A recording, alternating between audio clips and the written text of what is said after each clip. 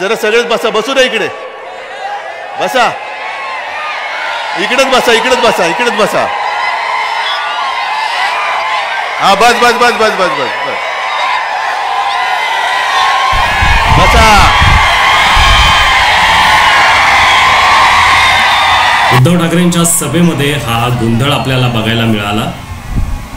धाराशिवमध्ये ही उद्धव ठाकरेंची जी सभा आहे ती सुरू होती. नेमकं काय घडलंय ते अगोदर बघूयात.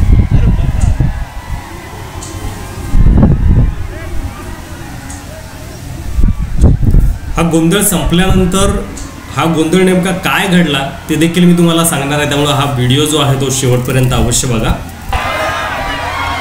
ठीक आहे, आता मला बोलू द्या जरा.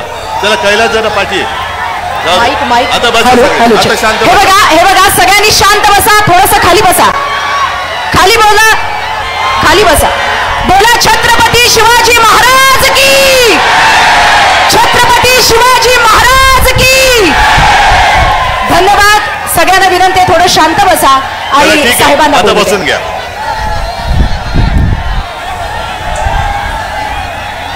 मी मोदी यांच्या पोलिसांना देखील या ठिकाणी मध्यस्थी करावी लागली. त्यानंतर मिलिंद नार्वेकर हे देखील शिवसैनिकांना शांत करण्यासाठी समोर आले. आता बस, आता शांत व्हा सगळे. तुम्ही शिवसैनिक आहात ना, आम आता शांत बसायचं. जो ओरडेल तो शिवसैनिक नाही, जो शिवसैनिक असेल तो शांत बसेल, शिवसैनिक असेल तो शांत. त्यानंतर उद्धव ठाकरेंनी मध्यस्थी केली आणि खरे शिवसैनिक असाल तर शांत बसा अशा प्रकारची एक शपथ उद्धव ठाकरेंनी त्यांना दिली. आव्हान त्या पद्धतीनं केलं आणि त्यानंतर शिवसैनिक शांत झालेले आपल्याला बघायला मिळाले. चौकशी करत होतात. मी हॉस्पिटलमध्ये होतो. शिवसैनिक आहेस ना, शांत बसायचं.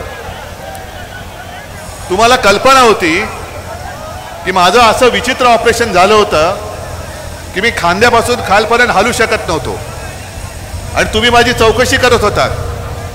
पण ही चौकशी तुम्ही जे करत होतात ते तुमच्या खालच्या माणसांना माहित नव्हतं का? ते तुम्ही कोण म्हणालात मगाशी, उपमुख्यमंत्री.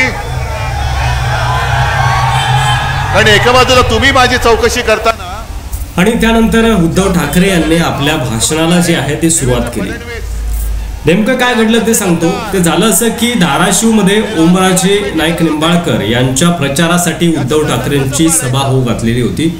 सभास्थळी उद्धव ठाकरे पोहोचले. त्यांचं जंगी स्वागत त्या ठिकाणी झालं धाराशिवमध्ये. आणि त्यानंतर ओमराजे नाईक निंबाळकर, अंबादास दानवे यांची भाषणं झाली आणि त्यानंतर उद्धव ठाकरे हे भाषणासाठी मंचावर उभे राहिले. अतिशय जल्लोषामध्ये शिवसैनिक त्या ठिकाणी होते. उद्धव ठाकरेंचं भाषण त्यांना ऐकायचं होतं. शिवसेना प्रमुख नेमकं काय बोलणार याकडे सगळ्यांचं लक्ष होतं.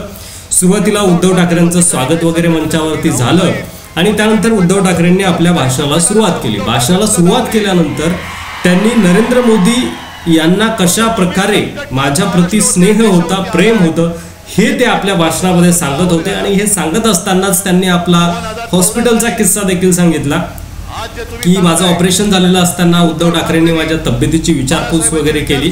आणि जेव्हा हा गोंधळ सुरू होणार होता, तो गोंधळ सुरू होण्यापूर्वी नेमकं उद्धव ठाकरे असं सांगत होते की नरेंद्र मोदींना माझ्याप्रती एवढा स्नेह आहे, ते माझी एवढी विचारपूस करत होते जेव्हा मी हॉस्पिटलमध्ये होतो.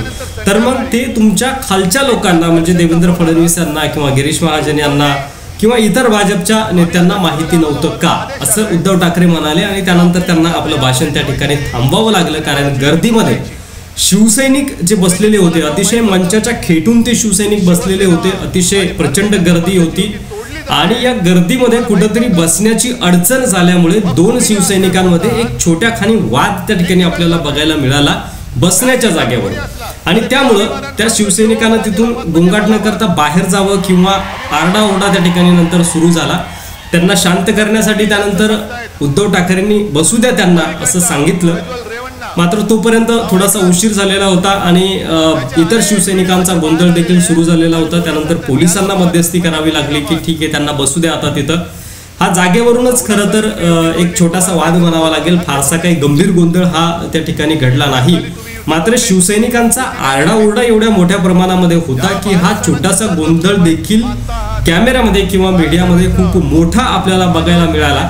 आणि त्यानंतर हा गोंधळ उद्धव ठाकरेंनी शांत केला. शिवसैनिक असेल, तुम्ही जर खरे शिवसैनिक असाल तर शांत बसा, आता मला बोलू द्या, अशा प्रकारचं आवाहन जे आहे ते उद्धव ठाकरेंनी शिवसैनिकांना केलं. मिलिंद नार्वेकर यांनी मध्यस्थी केली, पोलिसांनी मध्यस्थी केली, ओमराजे नाईक निंबाळकर यांनी मध्यस्थी केली आणि जे काही बसण्याची व्यवस्था थोडीशी गडबडली होती ती परत सुव्यवस्थित करून उद्धव ठाकरेंनी आपल्या भाषणाला सुरुवात केली. आणि त्यानंतर त्यांनी अमित शहा आणि मोदींना चॅलेंज केलं की माझी सभा ज्या ठिकाणी असते त्या ठिकाणी बघा किती जवळ माझे शिवसैनिक माझ्या बसलेले असतात. अमित शहा आणि नरेंद्र मोदी यांच्यामध्ये हिंमत आहे का? ते एवढ्या जवळ लोकांना येऊ देतात का? तर नाही येऊ देत, कारण त्यांना माहित असतं की त्यांच्यावर काहीतरी अनपेक्षित हल्ला वगैरे काहीतरी होऊ शकतं.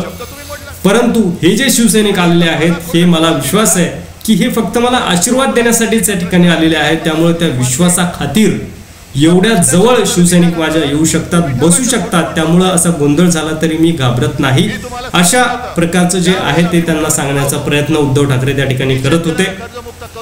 सरते शेवटी पुन्हा उद्धव ठाकरे काय म्हणाले ते एकदा बघूयात. 10 रुपयामध्ये शिवभोजन देऊन दाखवलं की नाही दिलं?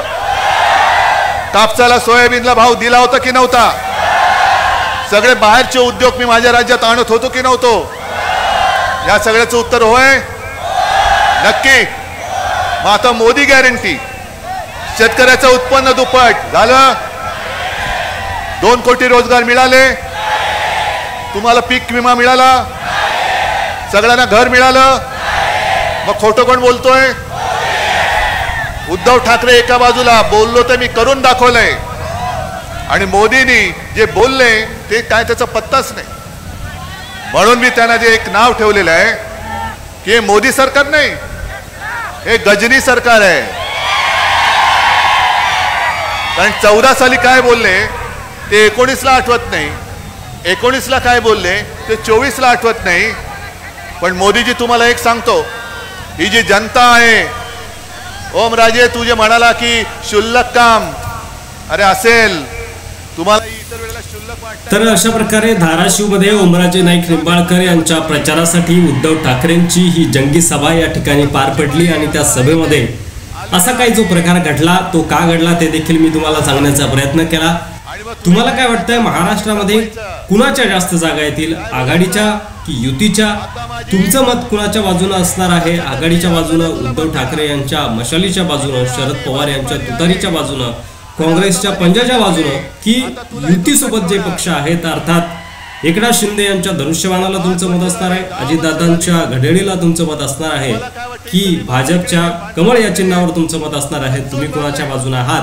आणि महाराष्ट्रामध्ये आघाडीच्या किंवा युतीच्या किती जागा निवडून येतील? तुमच्या मतदारसंघामध्ये नेमकी काय परिस्थिती आहे ते देखील आम्हाला सांगायला विसरू नका. आणि असेच नवनवीन व्हिडिओ पाहत राहण्यासाठी आपल्या मराठी मंडळी या युट्यूब चॅनलला सबस्क्राईब करा. व्हिडिओ जास्तीत जास्त शेअर करायला देखील विसरू नका. प्रत्येक जण मला आशीर्वाद द्यायला आलेला आहे, प्रत्येक जण आशीर्वाद द्यायला आलाय.